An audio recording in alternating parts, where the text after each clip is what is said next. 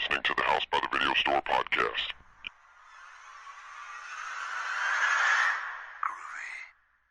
There's no more room in hell.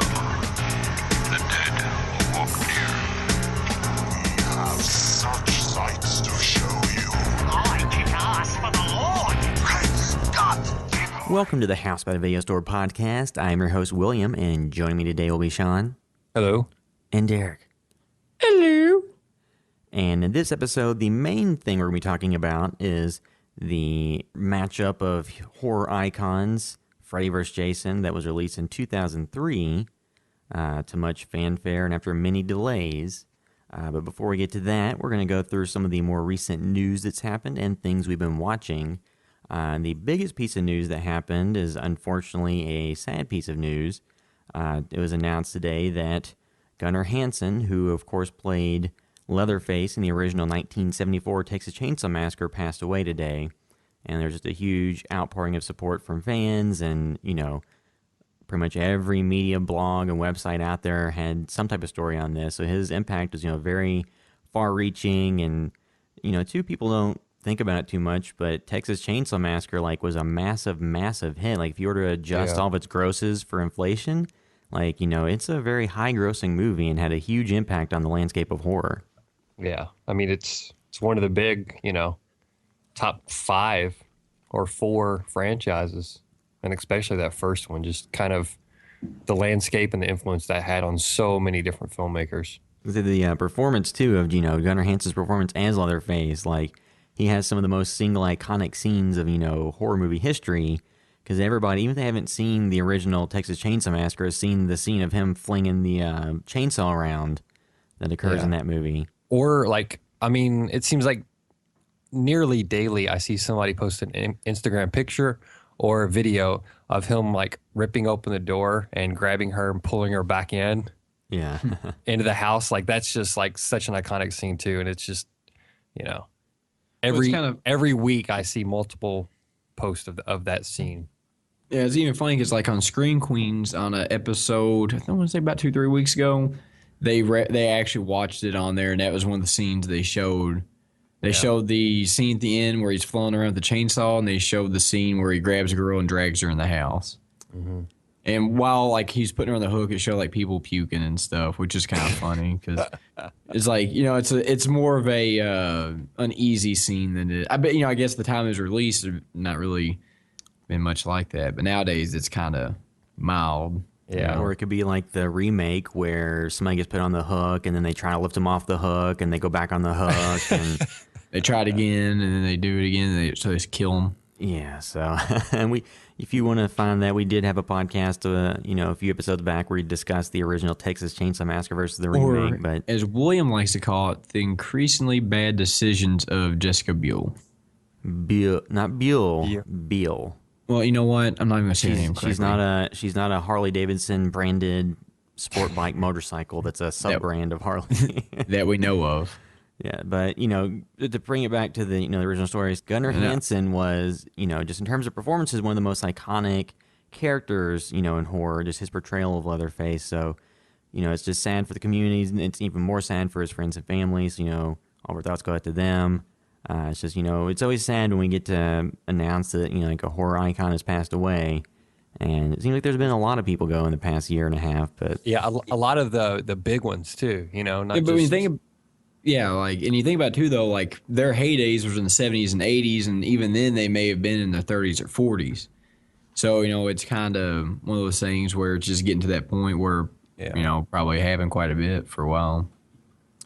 Yeah, so very sad news, and, it's always bad to have to report things like that, but hopefully there's nobody else that goes anytime soon because there's been too many. But to move on to slightly less somber news, the MTV Scream series recently, it's been renewed for a second season. It got renewed for a second season while the first season was still happening. If I remember correctly, it was during Comic-Con when they announced it was getting extended for a second season, but they have changed the creative forces behind the show. So the showrunners have changed for season 2 just to kind of course correct to a second season. Just because the first season didn't end so hot. If if you go back and read, I did a season 1 recap, and my end verdict was that, it did some things right, did a lot of things wrong. Hopefully they could, take what they learned and use it for an improved second season. So we'll see what happens with this. But it was a show where the ratings didn't start out great to begin with, and then just kind of continued to drop as the series went on. Maybe the new showrunners are going to completely reinvent that.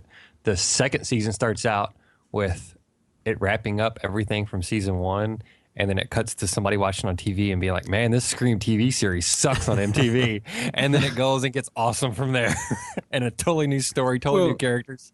They could really twist it, Yeah, really do whatever they wanted to. But to your point, that would fit perfectly in the Scream franchise. Yeah, because and it would so feel meta. set a new tone for it, and just be like, "Look, this is a whole new thing. Give us a second chance." Yeah, because not that I watch a bunch of the episodes of Scream, but I'm gonna kind of compare it to Scream Queens. It's like the newest episode came out this week was kind of weak, but it was still entertaining.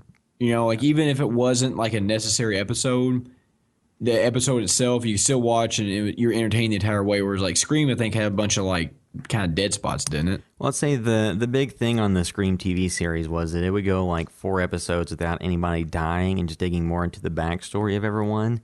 And it just didn't feel necessary. They weren't necessarily the best actors in the world either, so that didn't help. There were times where there were plots where there was kind of one character in particular, but I couldn't tell if they were being nefarious or if it was just the actor's portrayal wasn't really properly giving off what he intended in his performance. I was like, so is he being mischievous, or is it just like he's just like a blank face all the time? So, I mean, part of that could be the way it's written and the way it's directed. So not to, single anybody out, but just the show didn't grab me. And, in order for it to have a couple of episodes of just kind of downtime where you're digging into the mystery, you really have to be into the story and the actors. And if it doesn't really do that, then you're just, that's when you have huge viewership drop-offs because it's boring. Yeah. So that's where I think that Scream Queens has been successful. You haven't been following that, have you, Sean? No, I have not. Now I know that you are, correct, William?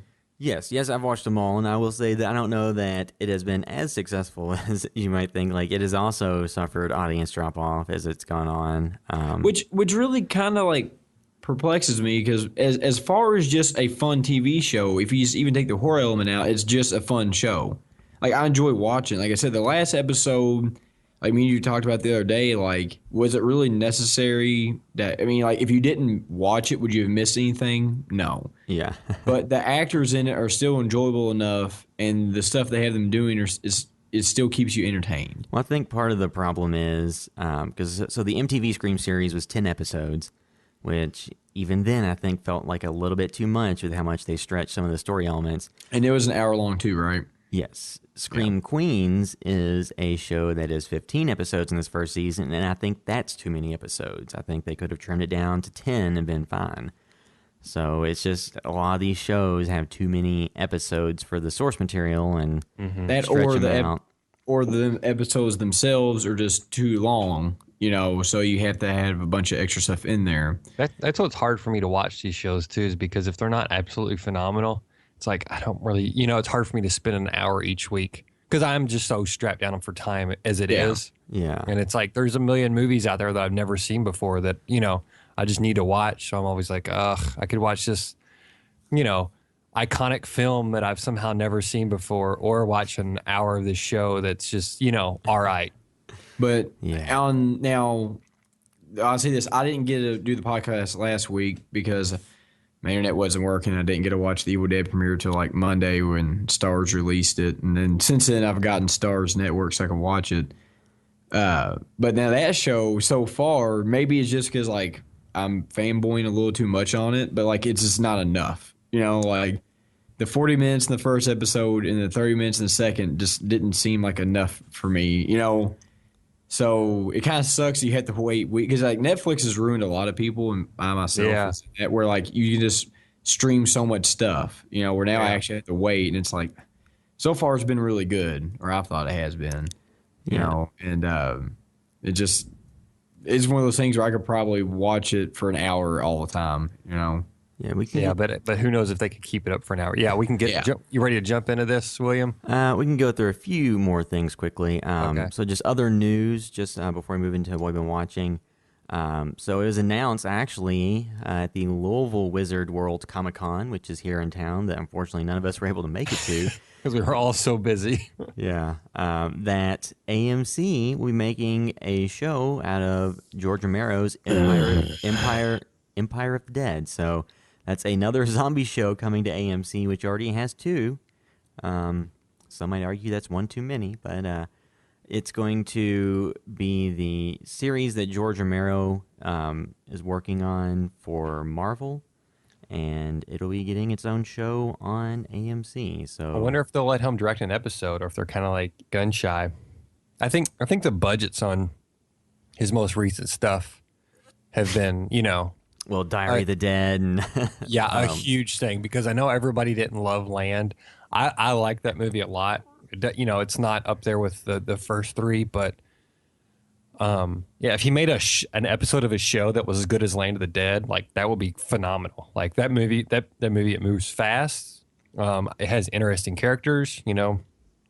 It's got a lot going on with it. But it'll be interesting to see if they give him like an episode to direct. yeah, They should offer it to him out of goodwill, just on this whole deal. Considering he created the graphic novel. So.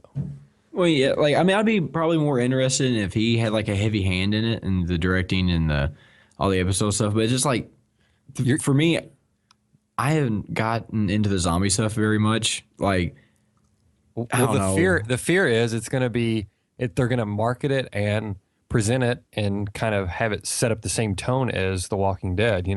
Which I haven't read any of this, but you could see them very much trying to bring that into the wheelhouse. Of the same ones, and even be like, "Hey, we got some zombies left over. just take them over to the Empire of the Dead set and throw them on there. It'll save us some cash." Which that blows my mind too, because it's like, as popular as The Walking Dead is, like, you figure like the budget for that would just be ridiculous, and it's not, and you can heavily see it. If it's people are still watching it and they get to pocket that money, then that's why would they? When they don't care about the creative end. Because one of the interesting things on the Walking Dead, so the series originally was pitched as like Frank Darabont's The Walking Dead. So he was the showrunner and directed the premiere, and of course Frank Darabont made Shawshank Redemption, The Green Mile, The Mist. So somebody that's pretty acclaimed filmmaker that people respect, and he produced, or he was the showrunner for the first season and the second season. And the second season things went sour, and he got removed as showrunner, and they brought in more conventional TV people to handle it from that point forward. And I think part of it was budgetary reasons, because the first season was 6 episodes and had, I believe, more budget than the second season, which was 16 episodes. So, and two, like The Walking Dead, not to go into too much of a diatribe on this, but this season has done this. They have certain things they do. They're very much a machine with how they operate their shows. They'll have a big thing happen, which gets everybody talking on social media, and then have the follow-up episodes be flashbacks to unrelated things. So it's like, you have this big thing that happens, and then they'll draw it out as long as possible before they give you the resolution as to what actually happened or came out of it. So the Dragon Ball Z method? Yeah. That's exactly what I was about to say, Sean. I'm so glad you said that, because like, I remember that just to me is like the worst method of doing anything ever is that, because like it removes all type of tension, because you get tired of waiting. You're like, fine, I don't even care at this point. Yeah, and that's the big problem I have, just like listening, because I have, like, me as a person, like, I have ADHD, and if there's like a 2-week lull, like, in between things, I just don't care anymore. I'm over it. I'll just go look it up on Wikipedia or read what happened. Well, we'll say that I have read through Wikipedia, because I haven't actually read all the comics. I read through Wikipedia, it's what all the story is. It's like, But, yeah, I was just saying, like, that's like, even if a new movie comes out and like and I'm not for sure if I want to watch it, like, I'll go read like the Wikipedia page on, just read the plot to see if I'm even interested. Like, because that's just how I am. Because like, you know how I am. I'm very turned off from certain movies. So like, if I go read it and it just sounds stupid, I'm not going to go spend like $10 to watch it. But I think sometimes too, it's better to just kind of get an idea of like, should I watch this? Yes or no, and then go into as little knowledge as you can, because that's what I try to do on most things that we watch for this podcast. Yeah, I do that for the podcast. or just things I watch in general. Because some of the best movie experiences I've ever had were just where I knew almost nothing about the movie. Because back when Children of Men came out in theaters, it was like when me and Sean, we went to see it with another friend of ours. Yeah. And I literally knew nothing about it. Decided it was supposed to be good, and it's the guy that directed Harry Potter and the Prisoner of Azkaban. I knew less than that. I didn't know it was supposed to be good. Well, I asked you guys, and you said, yeah, it's supposed to be good. I was like, all right. So then I went in with almost no knowledge of what it was, and then was kind of blown away by it in the theater because I didn't have any, idea. I hadn't seen a trailer for it, and I think in a lot of times today, trailers ruin movies. Mm-hmm. Well, Absolutely. yeah, because they typically blow their load in the commercials. Back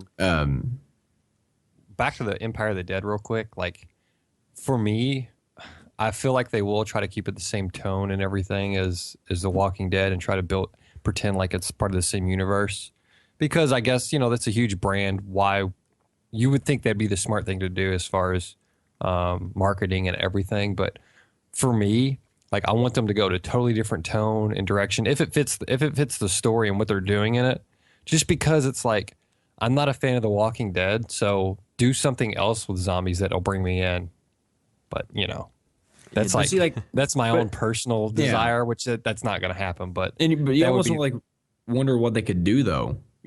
Like what could they do differently to separate themselves and be their own? Because I don't want to. I mean, there's a lot they could do differently because Romero's films are so different from that show. Yeah. Well, and two, AMC, they do have some humor to it. Like AMC does have some other shows in the works that aren't zombie based. You have Preacher, which is based on kind of a cult hit comic series. Another graphic novel that people are excited about, and I'm pretty excited about it. There's so there's stuff like that that's not zombie. It just feels like AMC, aside from like one or two shows like Mad Men and Breaking Bad, kind of have forced all these shows into kind of like a formula. Yeah, Better Call Saul, at least there's still that. That's right. Better Call Saul. Excellent. But I think those are shows where you have like a singular auteur running the show. So in like Breaking Bad and Mad Men, you had like one showrunner that was there the entirety of it, and it was their vision, and they had a little bit of clout, and they're able to get the conditions they wanted. As to Walking Dead, they've switched showrunners a few times, and haven't given them the budget that they wanted, and which is why you've seen them have a lot of down episodes that are just a few characters, and why they've repeated the same storyline twice in 2 seasons. There was literally one storyline that happened, I believe it was like season 3, then happened again in season 4. And they show the origin character, the origin story of a character after the main story arc, including them, and then had it result in almost the exact same thing. I was like, what was the point of this? You should have just told the story once. But that's their storytelling method. And if somebody really loves The Walking Dead, they're like, you're an idiot. It was great. I love seeing that character do the same thing twice. They attacked the same characters twice, and they failed both times. It was great. But so they're all like rednecks. Well, Empire of the Dead too. Just glancing over the one of our competitors, Bloody Disgusting, has a news post up. It says it also introduces vampires in the mix and takes place mainly in New York City. So they got L.A., New York, and wherever The Walking Dead's at this point. Yeah, somewhere in the South. The vampire twist could be a little interesting if it was done like, oh crap, what's the original? I Am Legend. Yeah, if it's more like I Am Legend based, that could be really interesting. And so this says the miniseries, the graphic novel miniseries, took place over 15 issues. It started in January 2014 and into August this year. And the image looks like a bride and groom possibly on a little carriage with a couple women on the back, maybe in bikinis. Yeah. And the zombies are replacing like horses that will be the carriage. So it very much may be based on, social issues and class-based systems, much like, a lot of bigger themes that Romero's films have always kind of explored. So yeah. So if we're completely off base on what the Empire of the Dead is about, you can send us corrections. We actually have an email account now set up specifically for the podcast. So it's just podcast@housebythevideostore.com. If we make any big errors or omissions, or you have any feedback, you can send emails there, and we will go through them. And if it's something that bears mentioning on the podcast, we will do so. Or if you have any questions too. Yeah. About anything. And yeah, we just now saw this news right before it started. We record these on Sunday nights. So yeah, we didn't do any research other than reading this article real quick moments before we started recording this. Yeah. Yeah, so I think that kind of covers it for news. And then before we get, so we have what we've been watching just briefly. Before we get into Ash vs. Evil Dead, I watched the most recent episode of American Horror Story Hotel. And at this point, I think the show has, for me, just completely jumped the shark. I'm trying to think without spoiling this. So if you don't know anything about this season of American Horror Story Hotel, you can jump ahead like 30 seconds. So starting now. Last episode, they had a dinner with the ghost of a lot of serial killers, including the Zodiac and the Night Stalker, and I forgot what her name is, the character that Charlize Theron portrayed in the movie Monster, with the detective that was kind of dumb. And in this episode, this character gives a bunch of children the vampire virus, and they go to school and kill a crap ton of people. And those two things in back-to-back episodes, of me, it's like, okay, this show's lost all bearings on logical storytelling, and it's just kind of a mess. I mean, like I said, Lady Gaga's interesting. Does it seem like fan fiction? Just like, and this happened, and then this happened. I mean, they've done similar stuff in prior seasons. It's just when you watch this, so when you watch any of the American Horror Story seasons, it's like what they kind of wanted to accomplish, you actually see being accomplished when you've watched the first two episodes of Ash vs. Evil Dead, which is comedy mixed with horror, but done in a way that grounds it, but doesn't make it so that it's, just off the wall zany. Because on American Horror Story in like season 3, it just got to be ridiculous to the level they brought characters back from the dead. It's like, so you're seriously just going to let all these characters just come back. Like, death is not, permanent, and it gives no stakes to anything, and it just becomes kind of goofy. And I think they've gone that route with this season. And again, that's like another show. Like, people can be fans where they want. I just feel like it's one of those shows where it's like there's so much hype about it that people just latch on to it.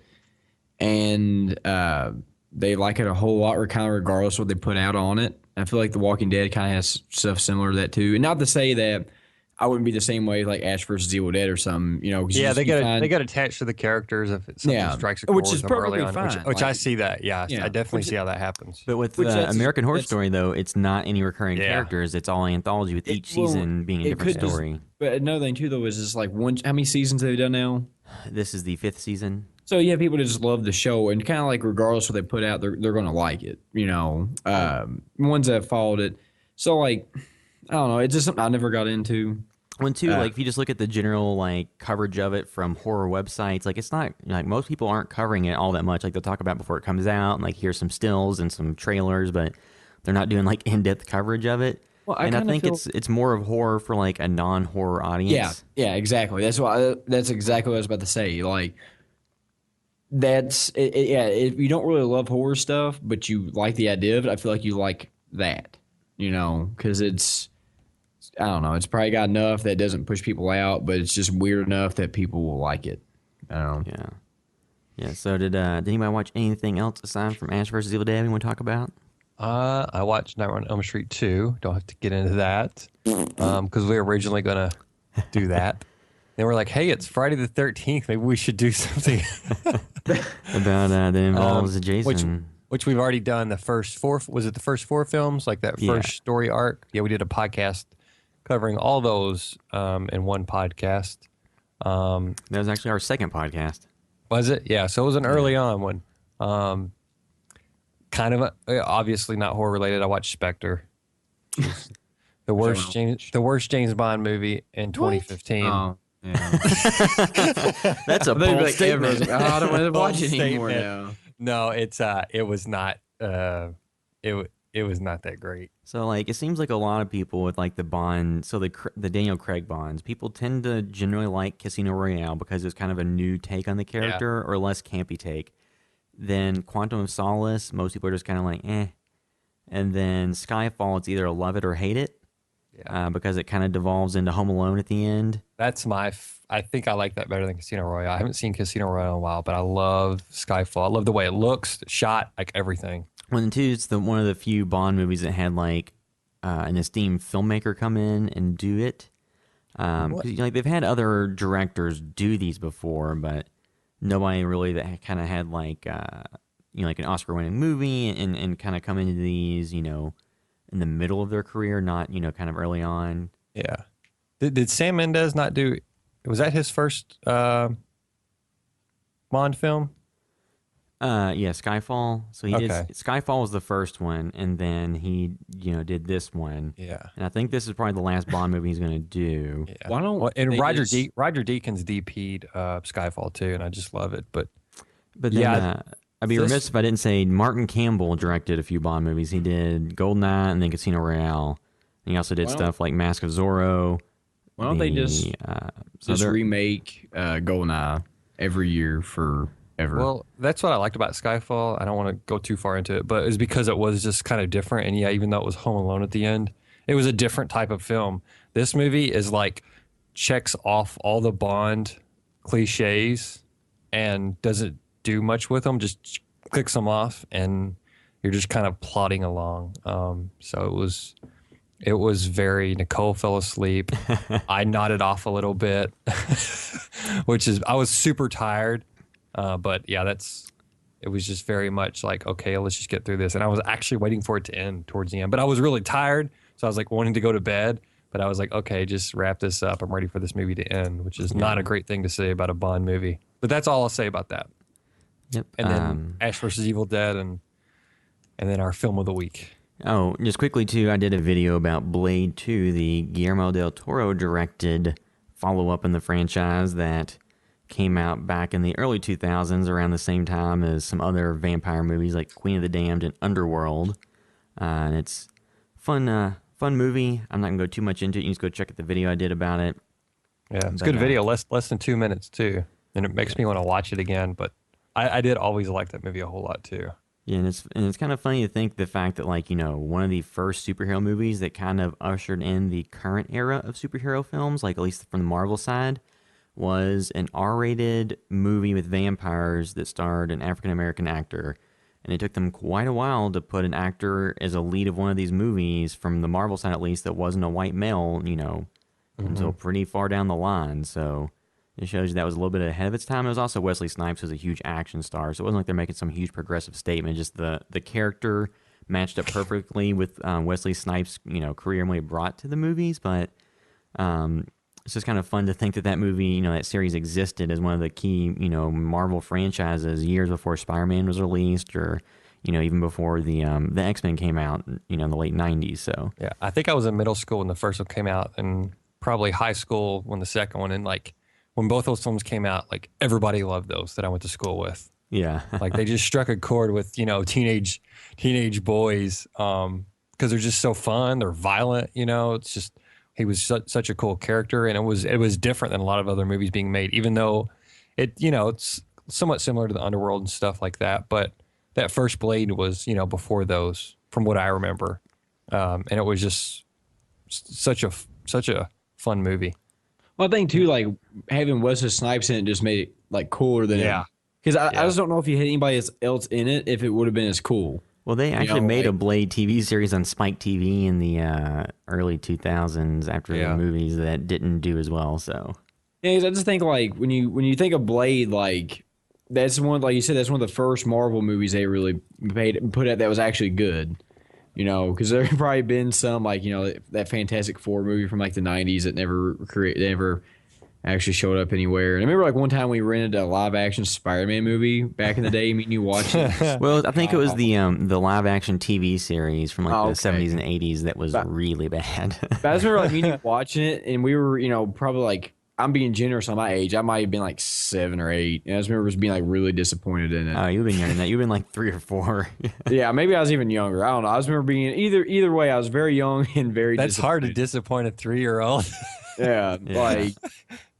But but Blade 2, another little tidbit when I was getting ready to do the video, I found some research. They actually planned for one of the villains to be Morbius, who was mainly a character from the Spider-Man comics, but Oh yeah, that was years before all the rights for all these movies kind of got, all of the rights back then were owned by separate companies for most of these characters, and kind of all, a lot of them have since reverted back to Marvel. But back then, you had Fox had Fantastic Four and X-Men, and then you had Sony had Spider-Man, so it was all split up, and you would have never seen Blade and Spider-Man in the same movie. as to now, it's theoretically possible, at least. Do you think there's any chance for a Blade Netflix TV series with Wesley Snipes? I would love that. He's said that Marvel has talked to him about the character, and it's just how much of that is him just talking, and how much of it's real. I would love for that to be the case. But you would think Netflix would be a perfect fit for that if they were kind of gun shy on bringing like an R-rated one into the movie universe. Yeah, that would be so awesome. Well, I think another thing that's kind of funny too is like when you think of like Marvel characters. I don't know why I do this, but like when you think of Wolverine, it's Hugh Jackman because he's played that character for over 10 years. But like when you think of like Blade, like the only person I feel like they can ever do it is Wesley Snipes. Yeah. But maybe that's not that fair because he only did it for three movies. So it wasn't like Hugh Jackman where he's done it for 10 plus years. Yeah. Well, he just did it at least so well. Like I enjoyed him a lot in that role. Yeah. Yeah. That third one was not Jessica Biel.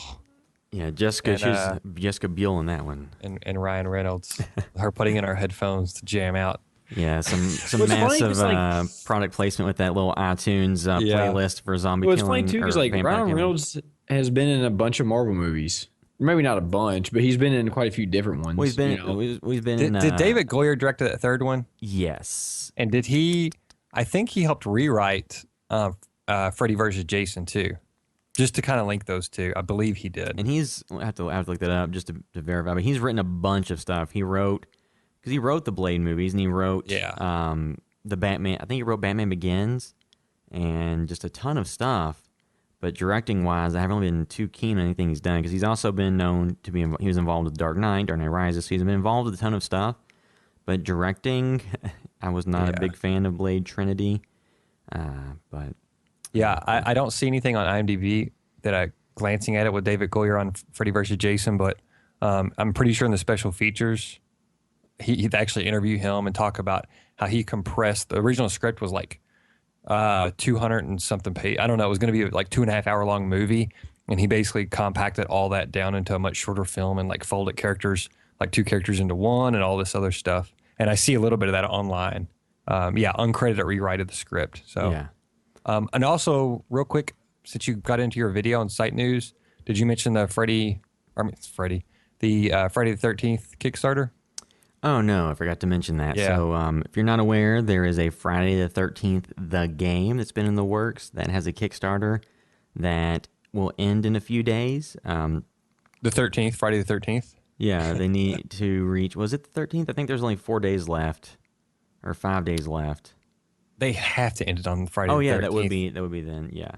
Yeah, that would make sense. Yeah, so it still needs to reach the goal of $700,000 to get funded, which it is currently like 666,000 and something. Oh, 669. Oh, so it went up since we last checked it. Yeah, we're recording this on Sunday night, and this podcast goes out on Tuesdays, so this number will hopefully be much higher by then. And right before we record the podcast, I pledged to get an to get a copy of the game. So William got the last one of the $25 versions. Yeah, $2,500. $5 cheaper.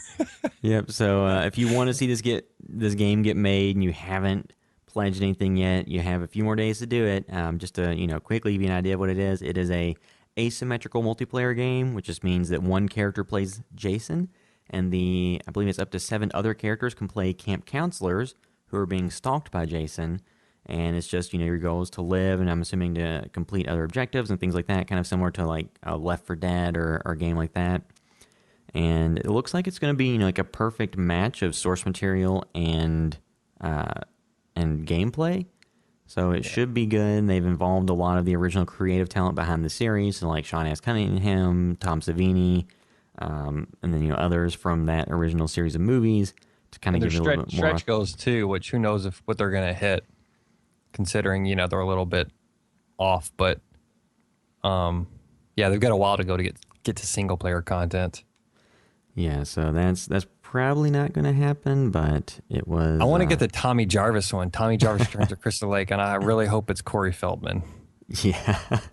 Yeah, and then he's the only one. He's the only one that can kill Jason. And then they also have the composer Harry Manfredini involved, if I'm pronouncing that correctly or not. I'm not sure, but he's involved in it as well. So they have people from the original series. They have stretch goals that likely won't be met, but could be DLC at some point. So you can just go, you can check out our site post, and we have links to the Kickstarter and some additional information.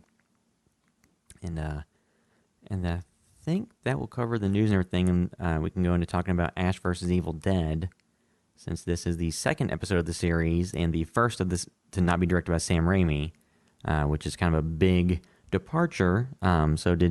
Just to kind of get general consensus. So did everybody think that this episode worked without the direction being Sam Raimi? It was a little off for me. I want to say enjoyed it. I actually kind of enjoyed it more. Not that necessarily, it's just because they got the exposition out of the way. Yeah. So you got more because like the biggest, like I love it so far. Like I have really no issue with it. But like my biggest thing is like I wanted more Ash, whereas this one was more Ash focused. And you had, because there's the other storyline with the cop, which looks like it'll be integrated probably next episode or something. But like, I'm actually really excited into that storyline and getting Lucy Lawless and figuring out what's going on with her. Yeah, like that's not sometimes they add these other characters in, but she actually seems interesting.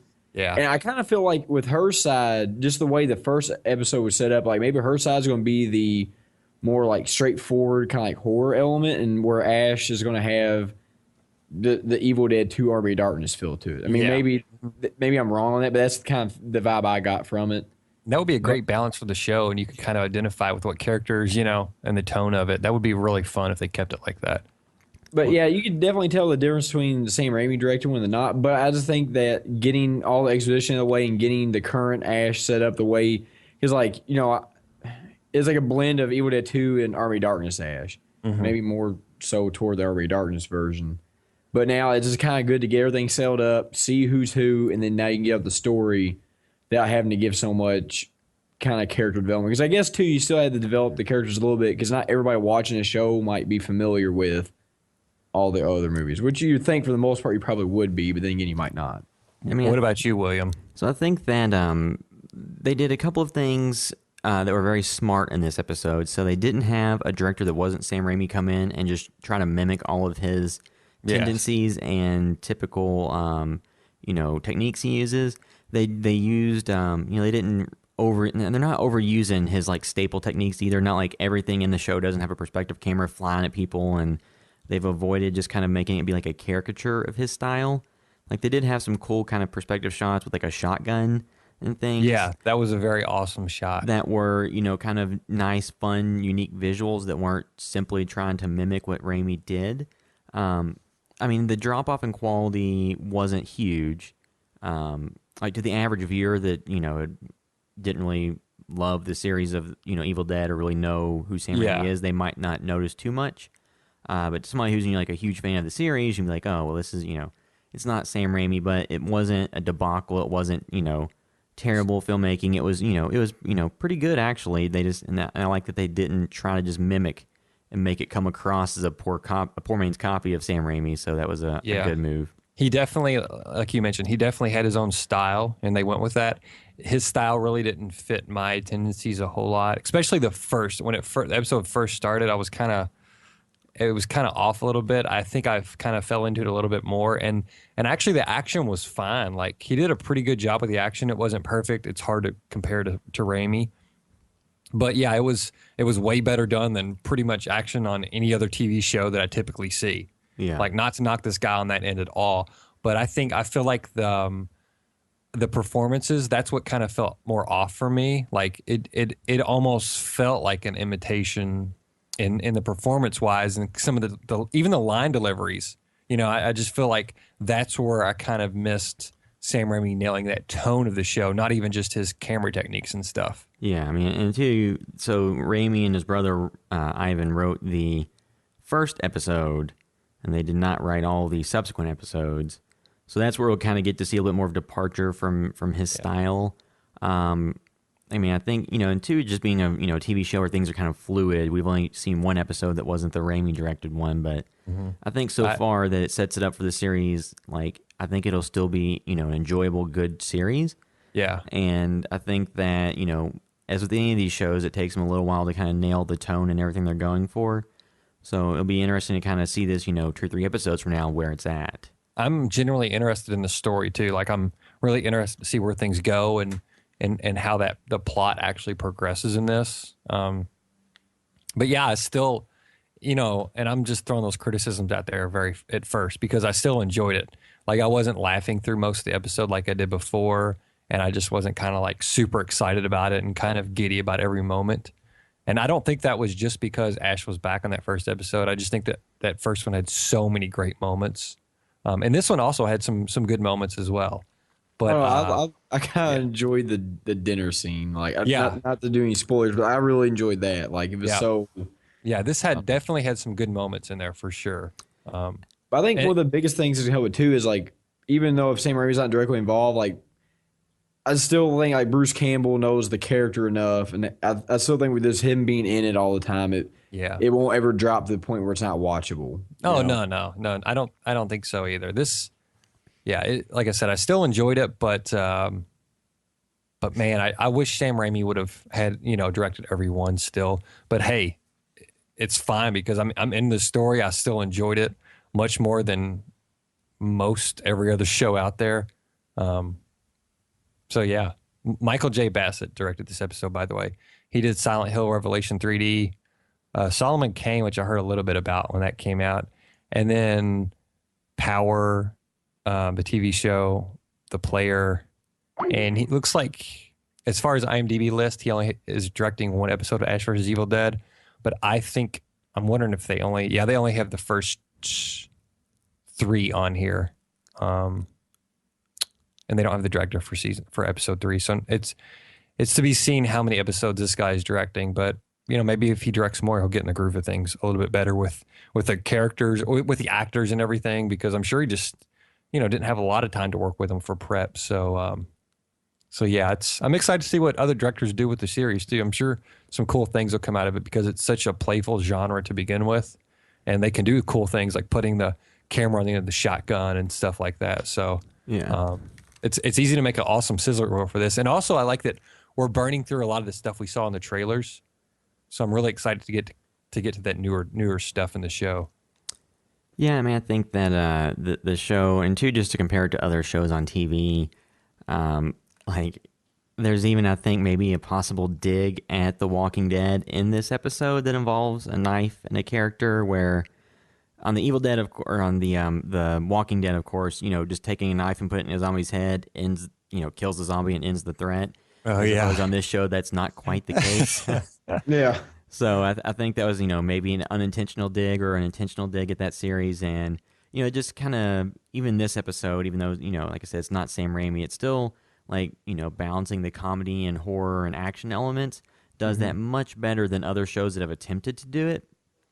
And it's just, I really like that this show came out in the wake of Ryan Murphy making the comment about making a new genre with horror and Yeah. comedy being mixed, because like, no, it's been, it's been done for a while. You can, you could argue that, Abbott and Costello Meet Frankenstein or whatever was, Yeah.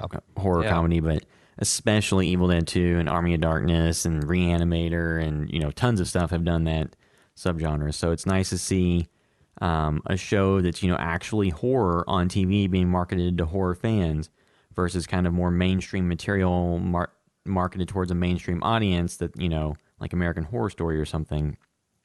So I'm really excited to see where Thank the God series for this goes. show. Yeah.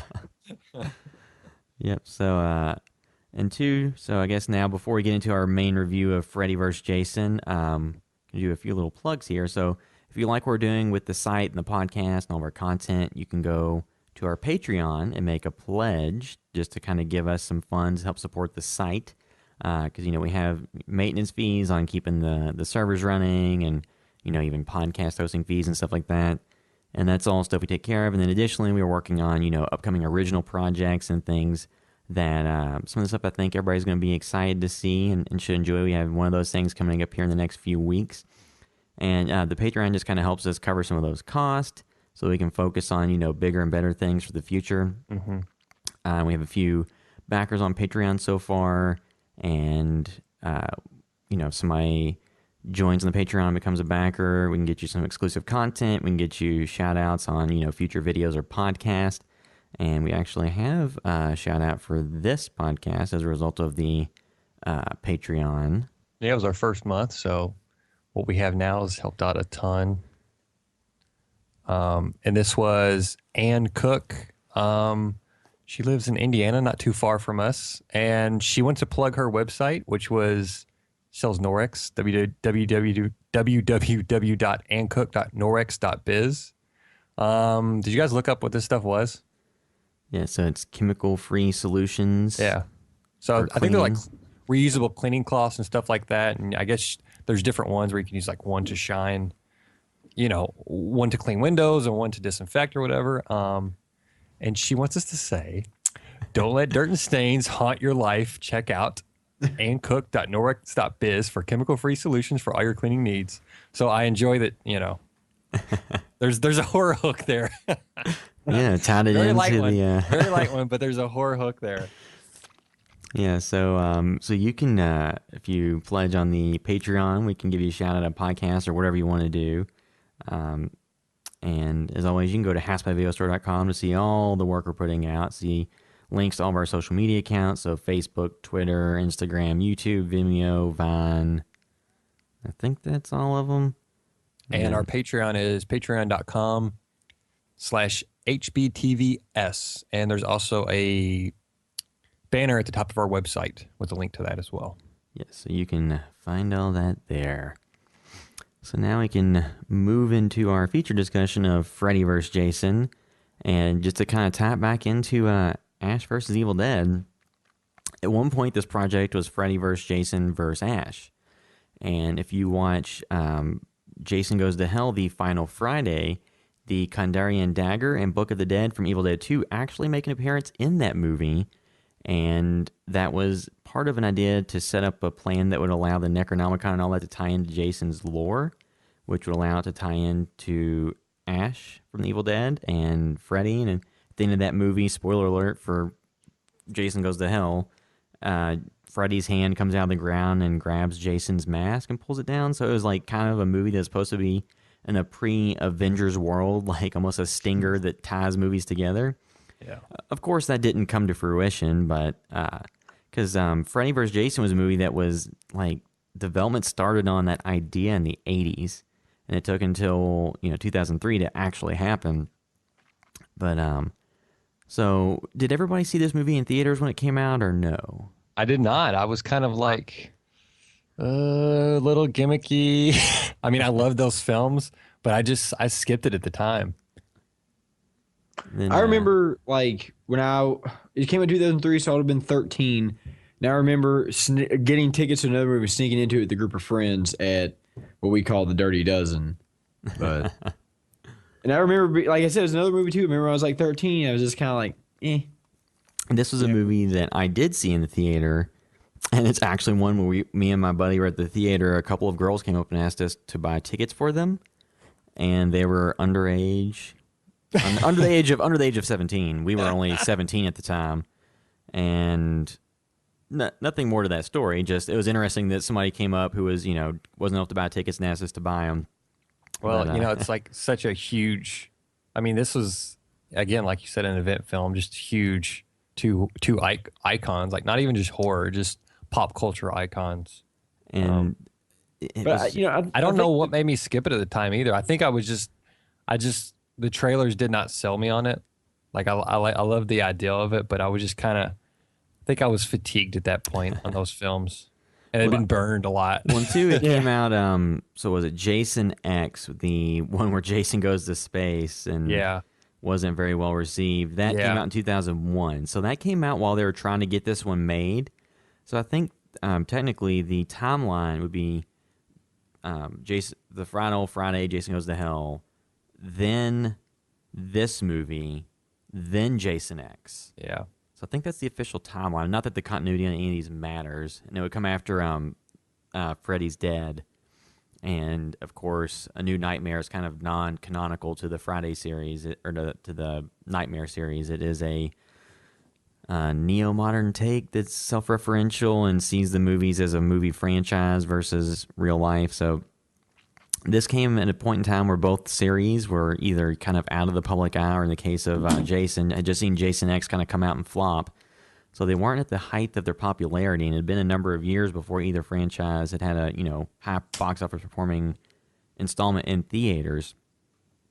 And two, one of the main things I think that, when they discussed like Ash versus Freddy versus Jason was the possibility of a Sam Raimi directed movie with those characters in them.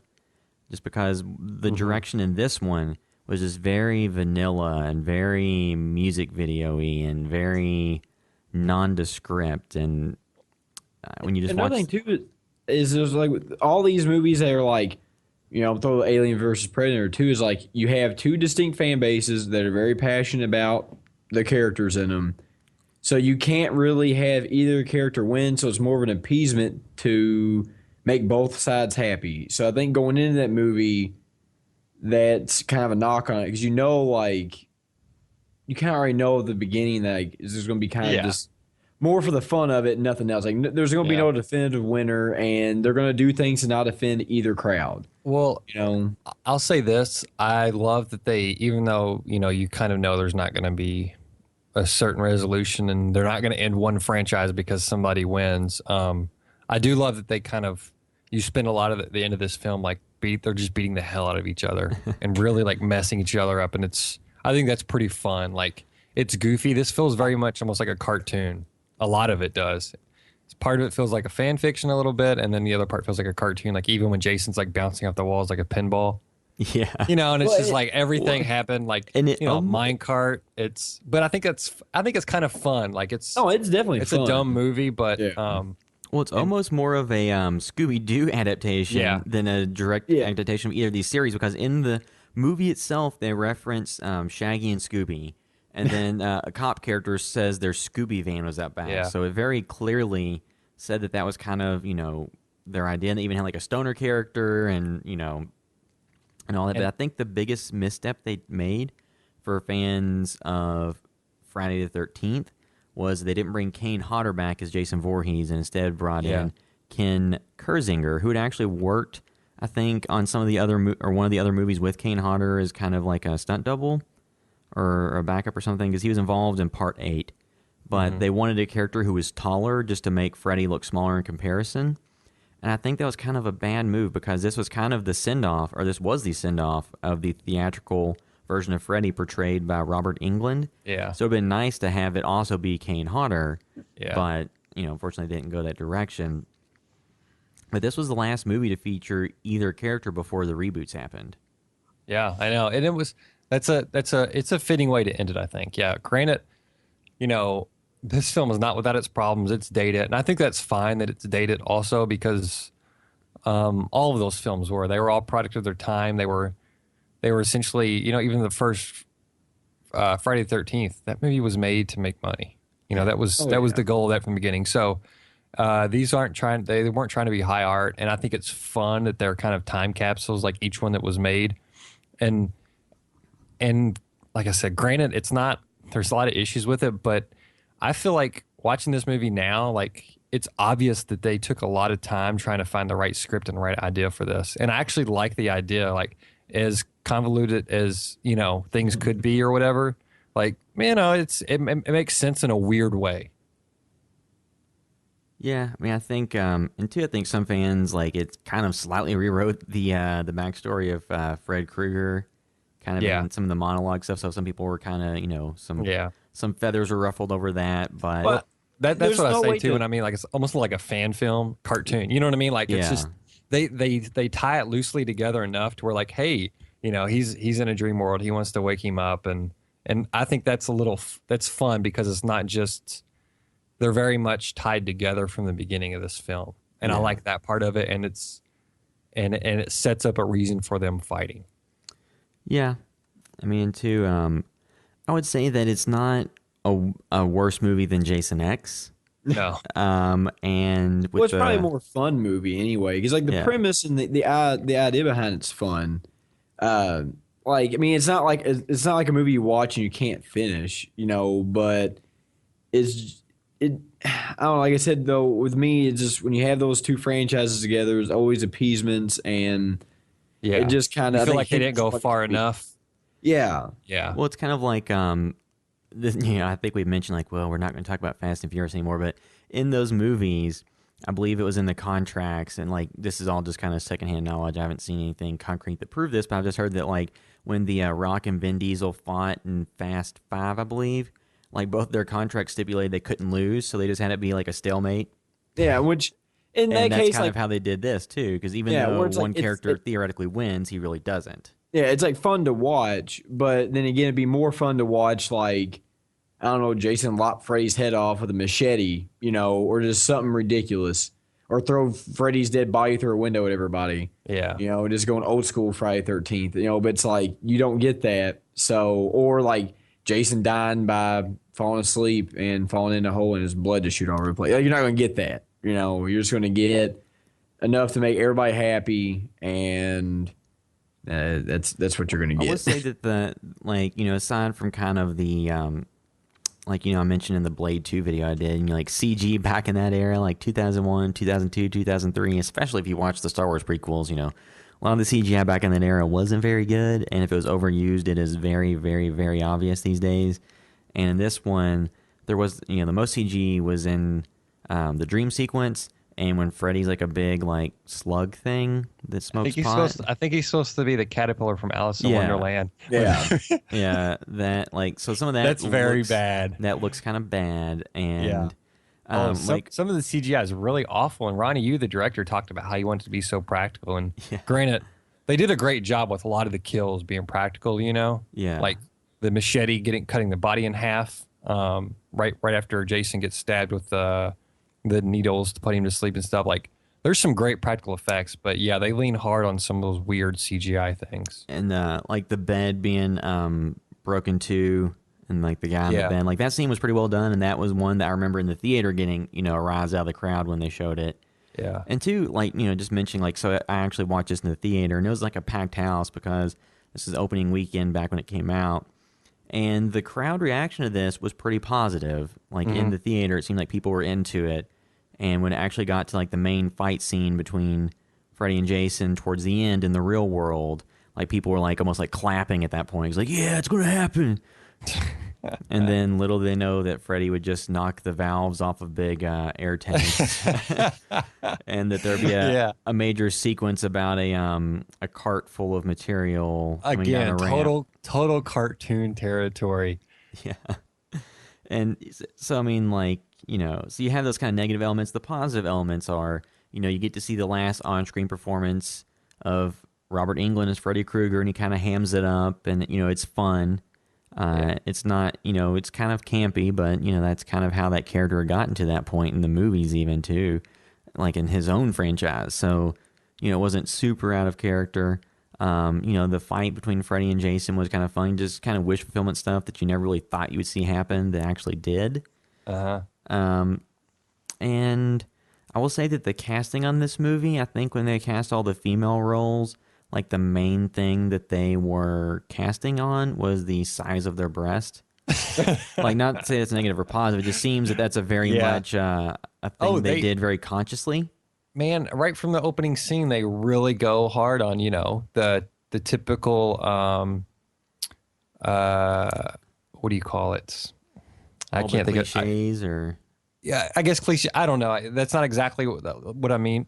What I'm trying to get at, but yeah, the typical cliches of the Friday 13th movies. Like, they go full force with it right away. There's a naked woman taking off her clothes. And they kind of these films both very much feel like they still feel like a celebration of kind of both of these franchises. And I do feel like, granted, like I said, it's not a wonderful film, but I really still feel like it was coming from the right place. Like, the people that developed this, like, they were really trying, I think, to make the right film and do as good a job as they could. One tiny side note. So this also was the on-screen debut of a member of Destiny's Child, Kelly Rowland. And oh yeah, that's who that is. I was the whole time I'm like, who was? And I never did look it up. Yeah, and she does have a line that like is a homophobic slur. Yeah, that apparently the writers of the movie all since the like after the fact tried to say like, well, we didn't put that in there. Somebody else added that in on the set, or somebody came up with that. It wasn't us. So it's kind of a line they've tried to disown. And I've seen where in interviews since that movie, she's been, been interviewed by different like entertainment outlets and stuff, and they try to bring up this movie as like a low point in her career or something to be ashamed of. And she's been like, well, it's a fun movie to shoot and it made a lot of money. It was a hit. So I don't think it's anything to be ashamed of. Yeah. It's a dumb little time capsule. And like I said, for me, like looking at it now, I had no stake into like, oh, this is, I've been waiting for this or whatever. Like I've watched it on TV, years and years ago, but I've actually never sit down and watch it from beginning to end. Like I've seen most all of it. I just had never seen the very opening sequence, and pretty much the rest of it I've seen because I'd always catch it part of the way through, like before we had DVRs. Yeah. But like looking at it on the whole, like it doesn't really faze me. Like I have no stock in it at all. Like wanting it to be something that it wasn't. So what it is, I can kind of appreciate. But she did not do a very good job in this movie, I don't think. I think she was the weakest actor in the film. So Kelly Rowland. Yeah. It was also kind of stunt casting and... Yeah, the lead, Monica Keena, who played Laurie Campbell, I think she did a great job for being, kind of a final girl. Yeah. I enjoyed her. For being a woman in a slasher film, comparatively speaking, like I think she did great. And they actually gave her a little bit to do and kind of had her tie into the final conflict. And then too, like one thing this movie did is it almost by the end of it painted Jason as the hero. Yeah.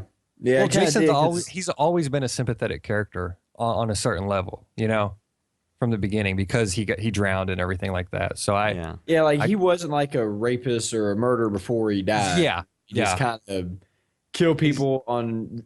He's always been a character getting revenge, even though it's been misplaced. Like, you see the psychological reasons or whatever for that. Yeah, and then they killed his mom, and he had to go kill. Yeah. So Jason's had it rough. So you understand, like, Freddy's just a bastard.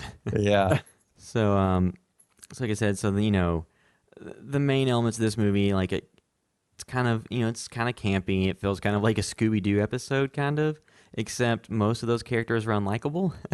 Yeah. And it has what was the drug they had that they made up that made people not dream? I forgot what that was called already, but there's like a big plot point about the drug, and then the stoner guy gets possessed by Freddy and destroys all the pills. And one sequence I love is when Jason gets caught on fire and he's walking out of the bushes and everybody sees him and he's just like a flaming Jason Voorhees. Yeah. Like, I love that. That's like such a cool, like I can see them writing that, like, this is going to be awesome. Like he's walking through the field on fire.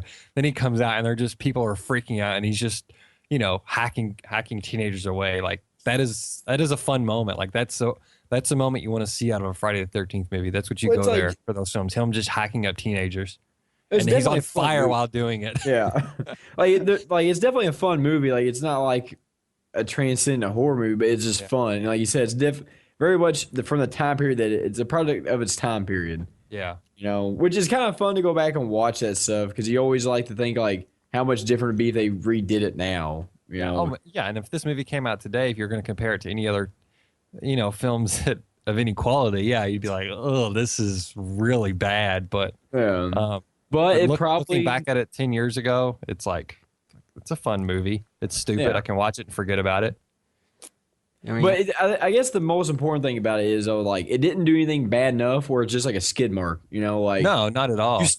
People still look upon it favorably and like it, whereas, there's other movies that came out that are just so bad you don't even like think about it. But this one, like, for all of its issues, it's still like an enjoyable experience. Like, it's still fun to watch and talk about. The way I look at it is, with it being Robert Englund's last appearance, it's the only one we're going to get, presumably at this point, with Robert Englund for being a Freddy vs. Jason film, the last one of that both original franchises before they rebooted them up until this point. Like, this could have turned out a lot worse. Definitely. Other films in both franchises. Like, I'm happy for it as good as it is, not for. Not looking at it of how it could have been better, really. Yeah, but because it's over, it's done, it's made, it's whatever. Yeah. It was 10 years ago. But it's one of those things too, though, where it's like, could it really have made it any better? Given like what they had. I think the main constricting factor that was kind of squeezing it to not be great, regardless of who did it, was that you had kind of the stewards of these two properties saying, well, you can't do this to Jason and you can't do this to Freddy. And kind of those constrictions, that was the reason that, like Bruce Campbell and Sam Raimi kind of pulled the Ash character. I was like, well, if Jason can't die and Freddy can't die, like what's Ash going to do? Like what's the point of this? Yeah, And there's not going to be any real resolution. so then that, they eventually made it into a comic series, which people really like. So you can go check that out if you want and see what that story could have possibly been, because they took some of the screenplay ideas and put that into the comic series. But part of the reason these movies, it's kind of by committee at that point, and part of the reason it took it so long to happen was that Nightmare on Elm Street was owned by New Line. Paramount had the rights to Friday the 13th.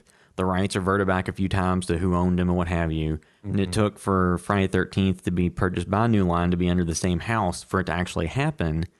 And then there were even versions of this movie, and like as they're writing that had Pinhead and like a post-credit stinger, and and had these other characters and like all this stuff. So you kind of had like an idea of like I said, this is before the Avengers happened. So and I could see them trying to redo that now, trying to pull these characters in the same movies.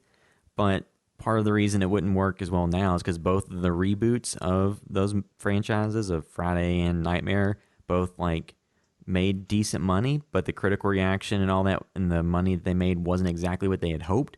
So it kind of caused them to, stall out on making new entries. Yeah. But I think another thing too though is like I don't think you can make a Freddy versus Jason that wasn't campy. Like I don't know if you make a super serious version of it, if it'd be as fun. Like Oh yeah, I don't know. People mainly want to see them just beat the shit out of each other. I think. Yeah, that's what you want. And they gave you this for a good amount of the last part of the film, and they set it up well enough. Sorry. That's what the hell is that? No, I was actually pulling up an article trying to look up info because Bruce Campbell, he said something about Ash versus Evil Dead. If it does well, he wants Freddy Krueger for season 2. Yeah. Did you hear that? Yeah. So I was just looking that up because I'm sure he that would be very entertaining. I know too. Like beyond that, you just mentioned like having cameos with like Robert Englund or other like, horror icons, which I think will be amazing. And and this even in this season so far in episode 2, they had not a horror icon, but Mimi Rogers, who's a well-known actress, appeared in episodes, so that was fun. Yeah.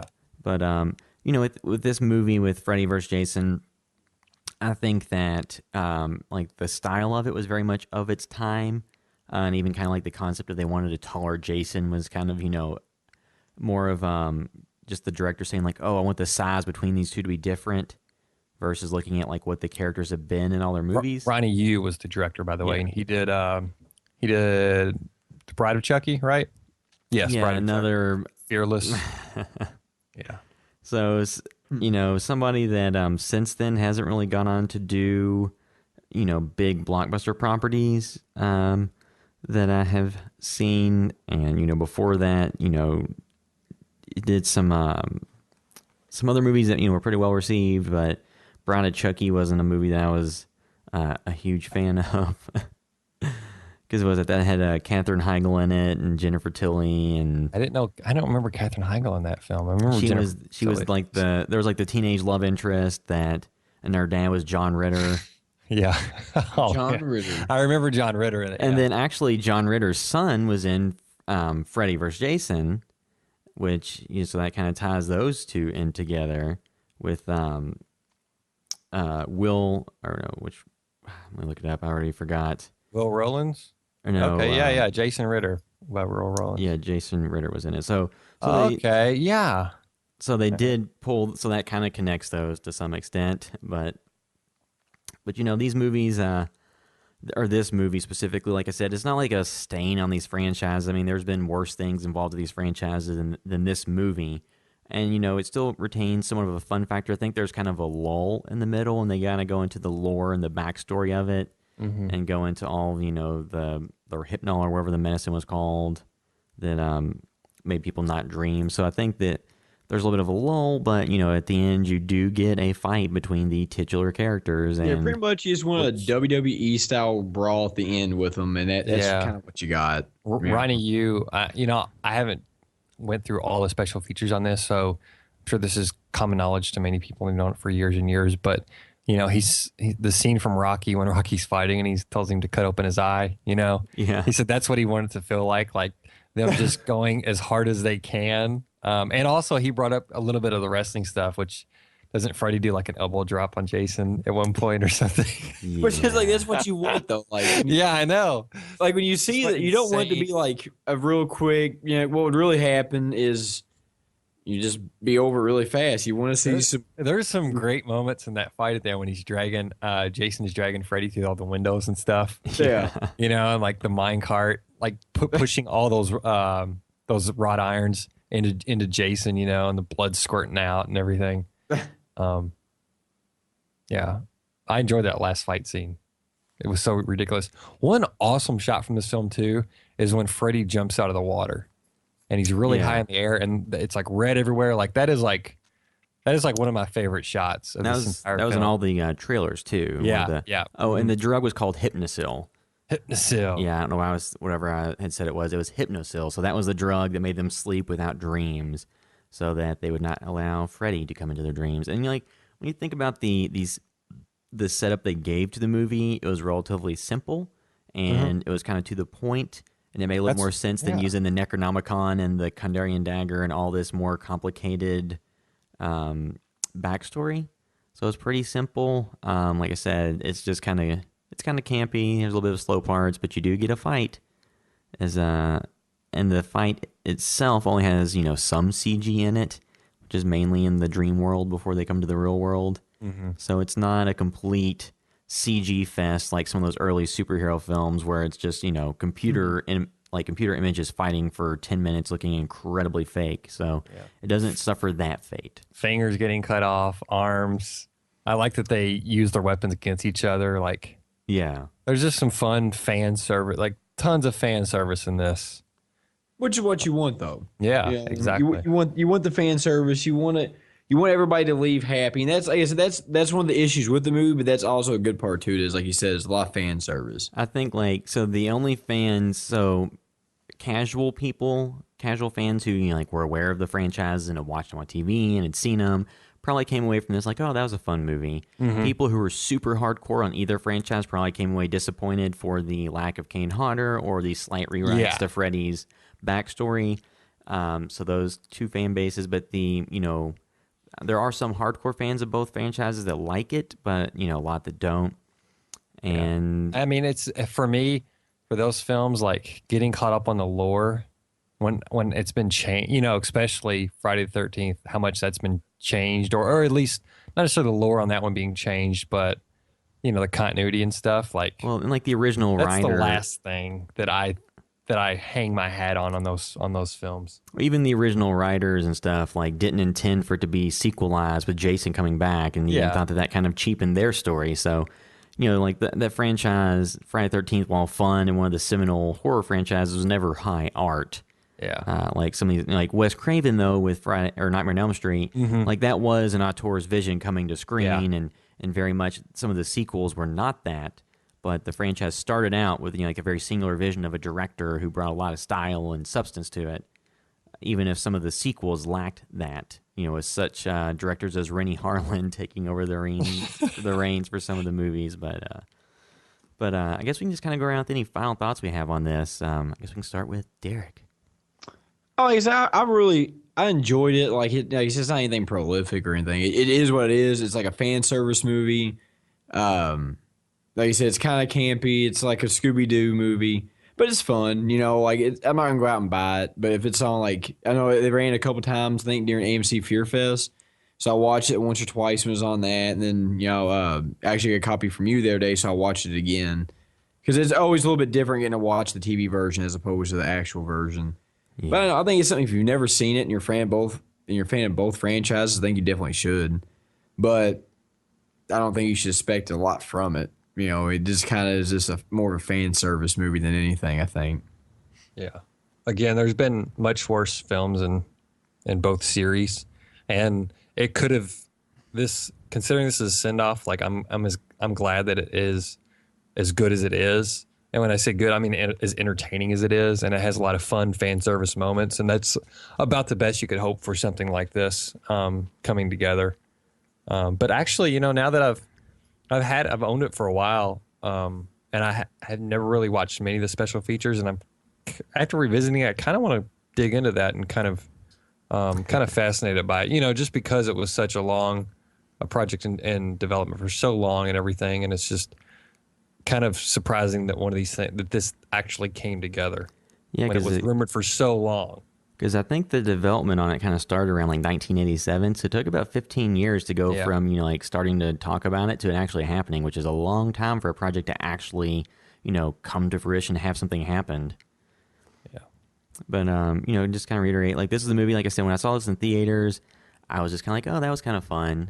And I think it's one of the things where the crowd being there and having everyone kind of into it kind of increases the experience. Then when you watch it outside of that, like on home video later, it's like, oh, okay. Maybe it's, some of this was just masked by the fact that there was other people there with me that were reacting to it that made it seem more interesting. Yeah. But, it's, if you catch us on cable or, anything like that, like it's not, I think that there are movies in the Friday the 13th series, such as Jason X, that are worse. And on the Freddy movies, on Nightmare movies, like I didn't really care for some like the later entries in that series, like Freddy's Dead, or so I don't think that this is like so bad it makes any of those tainted. But because like I said, in the Nightmare series, you kind of have the first movie that Wes Craven directed, and then after that you have the one that he co-wrote in Dream Warriors that people really like, and it's a solid movie that I like as well. Then you have New Nightmare, which is kind of unconnected, but like a lot of the sequels weren't exactly high art. And like most of the Friday movies weren't. So this is kind of unoffensive and fun. There's some, points that kind of drag in it, but it's not a movie I pull out to watch that often. If I'm going to watch any movie from these series, it's not going to be this one, but it's also not going to be a lot of the later sequels. So, it's fine that it existed. It was good to see Robert Englund portray the character once more. It's kind of sad, like his last performance was in a movie where he gets his head chopped off by Jason, and they kind of slightly changed his origin story. But aside from that, like I said, it's a fun movie that has some drags in it. It's pretty campy. It's not high art; it's very much of its time. But if you overlook those flaws, you can watch it and get some enjoyment, at least out of the fact that you get to see Freddy and Jason fight. If nothing else, you can just skip to that scene. Yep. Mm-hmm. So after that, now we can move in just to briefly discussing where you can find our work on the internet, or just our presence on the internet, if you will. You can find me on Twitter at Will_droid. I'm at Splevins Sean on Twitter. I'm not a big Twitter user, but I do use Instagram a lot, and you can find me at MetaWorldDerek. To see all the pictures of Derek's dogs. Yes, a plethora of pictures of dogs. Yes, he has 2 dogs. They're very cute and very friendly. And there are lots of pictures of them. So that will bring this episode of the House by the Video Store podcast to a close. Thanks for listening. House by the